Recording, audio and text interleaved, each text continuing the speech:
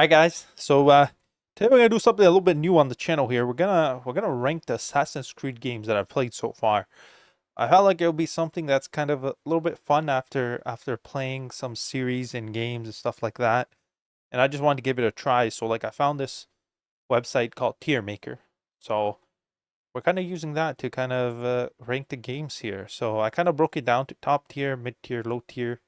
We're a little bit vanilla. I know some people have like tons of these tiers here and stuff like that, but I think we could just make this one at least pretty straightforward. Yeah, let's kind of look at this right now. I kind of put it in order, so I'm hoping this is fine. There might be some missing here, but these are the only ones I played, so naturally I'm gonna go with them, right?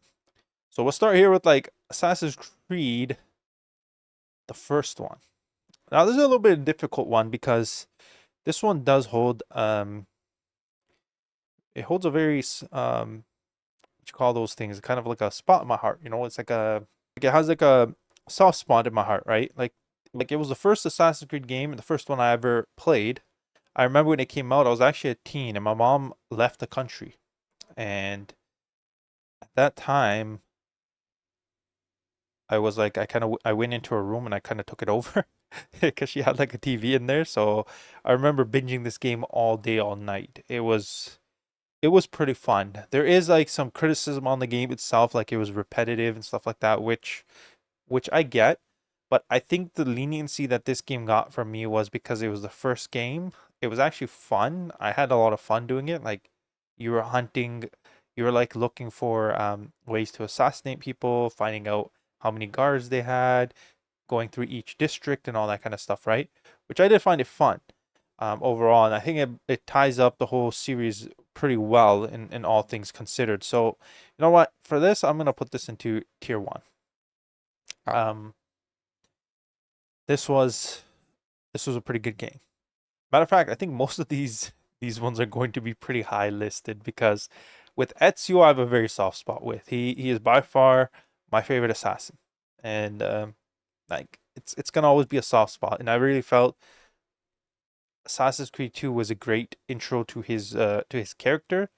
It showed a lot, like his losses, his everything in there, and how like he managed to become like a from a boy to a man, if that makes sense. So I'm gonna put this top tier as well.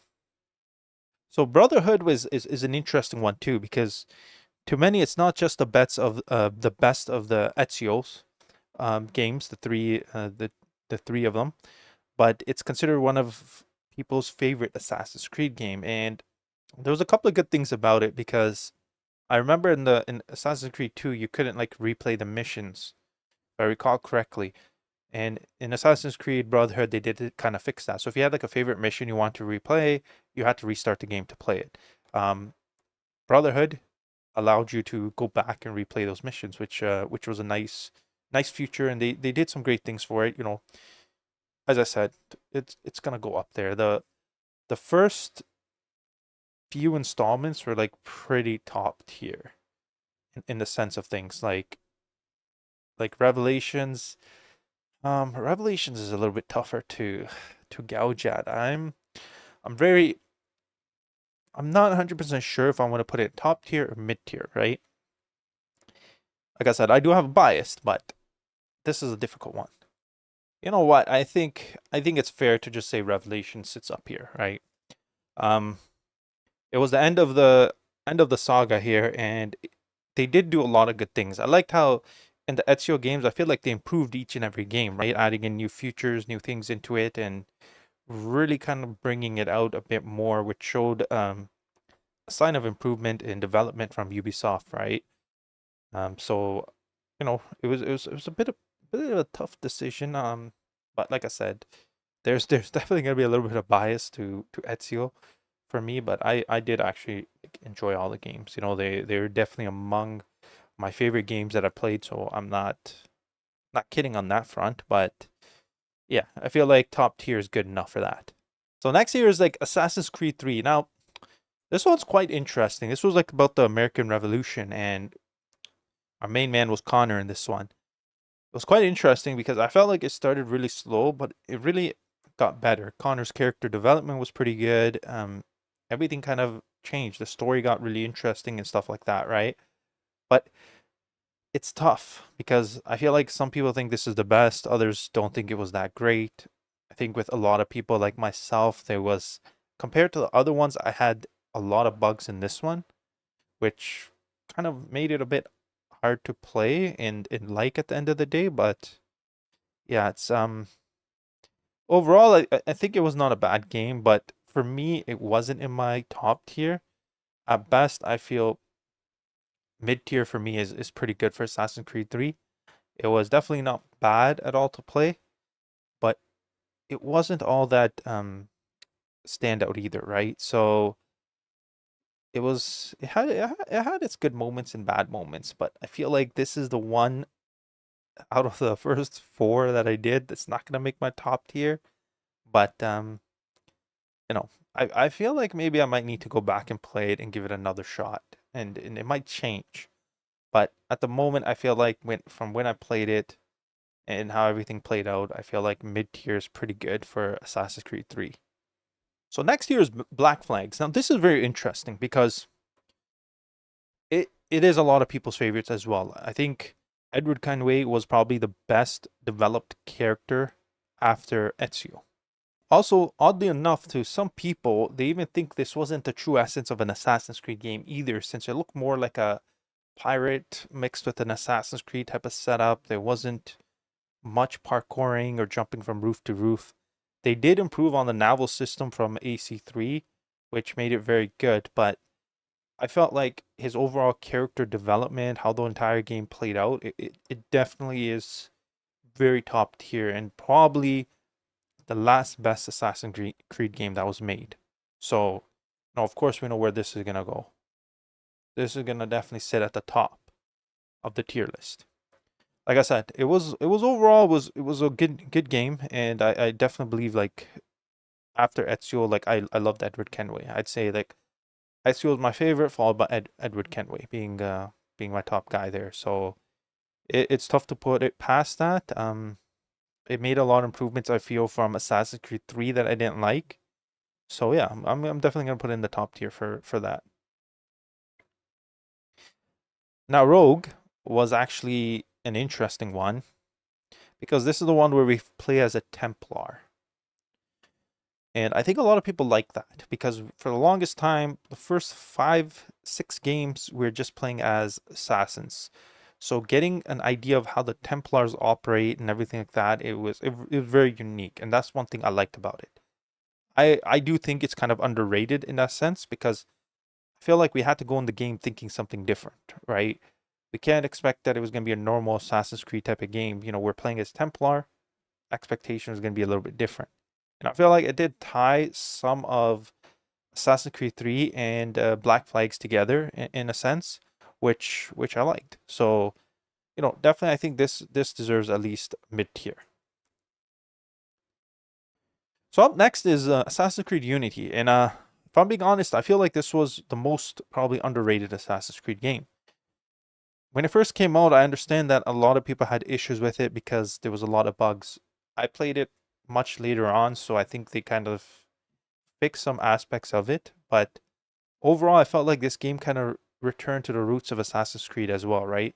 It was a lot about parkouring. It was one of the best parkourings I've seen in the game, assassinations and everything like that. So it was generally a pretty top game, I felt like, but obviously I don't think it's in the top tier, right? For me, I would definitely say it's mid, and I do kind of feel more so than Rogue. This is probably the most, for me personally, underrated Assassin's Creed game, right? After that is like Syndicate, right? So here's the thing with Syndicate. The combat system was great. I felt like, in a way, I also felt like it was nice to play between two characters, but I also didn't really like that aspect of it. Overall, I felt the story was pretty bland, and I just was not a big fan of the game. Like, it seemed like a chore to me at some times. Like, there were some aspects of the game generally very good, but many of the aspects of the game not so good. It didn't remind me of an Assassin's Creed game, if that makes sense. Like, to me, this is my low tier, you know? I can respect some people might really like it and like certain aspects of it, but it it didn't really do much for me there, right? So I'm gonna keep it there. I know many people may not agree, but that's where it's going to belong. Now we have Origins. This was really good. So this is, I'm gonna say, mid for me. This is gonna automatically be mid because they did return back to some of the originals after how bad Syndicate was. Um, and it was just a unique story. I think the entire story of Bayak was pretty good, and I think that's what a lot of people liked, right? And there was a bit more to it. This was probably one of the first few that went to the RPG mode of it, which I didn't like more of the, gear tiers and all that kind of stuff you're setting up and stuff like that, which in some points had some benefit, but overall I felt it was taking us away from the roots of Assassin's Creed games, right? So, but it was still pretty good. After that is obviously we have Odyssey. This is along with Syndicate. I didn't like it at all. It was way too big. I mean, I know all these Assassin's Creed games are repetitive, but this repetitiveness was insane. We're gonna get to the next game after this. It was even worse. There was just so much going on. Like we're fighting Hades and all that kind of stuff. Like Poseidon. Like it was, honestly, it didn't feel Assassin's Creed anymore. Like it felt like we were playing Norse type of game or something like that. Not Norse, what am I talking about? But like, we are going back. Like, who else was gonna come in? Zeus or something? Like it was beyond that. Plus, I didn't like the characters. But yeah, like Cassandra and Alexios, yeah, that's the guy's name. Yeah, Alexios. They just weren't that great as protagonists. Like they were not. They didn't really make me have any feelings or emotions, or connection to the characters we were playing, right? So it makes sense. Like to me, it was bottom tier. Next is Valhalla. Same thing. Valhalla was probably like I did like some aspects of Valhalla. I can't lie. There was some great things about the game, but it really took us away from the essence of Assassin's Creed again. Like I thought, like I was waiting for Kratos to walk through the door, at some point. That's what it looked like. And I didn't like that. Loki and all those guys, like it's like why are you guys bringing them into this? Like stick to the old script. It was kind of beyond that. But this game's repetitiveness was on a whole nother level. Like I said, like yes, every Assassin's Creed game had an aspect of repetitiveness, but this one and Odyssey killed it. Like I was like, it's like okay, this was like one of the most stupidest thing.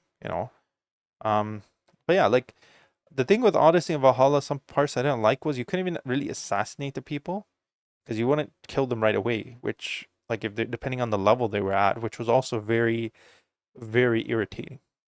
So we have that problem too. Next from here is Mirage, actually. And you know what? I'm going to put Mirage in mid tier. You know? Now, the whole time we heard about how Mirage was supposed to return us back to the old Assassin's Creed, right? Which it did.